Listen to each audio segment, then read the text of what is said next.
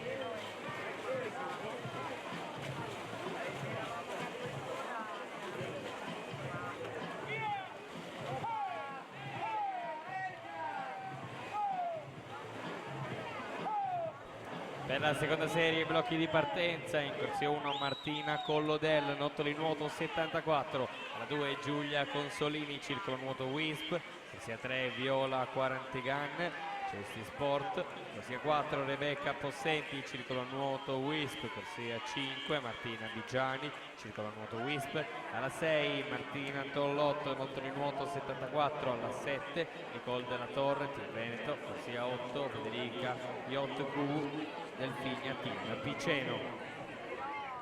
Intanto si conclude questa terza serie, se la giudica in corsia 4 Eleonora Breccia, 2:27,97 su Veronica Zecchinato, 2:28.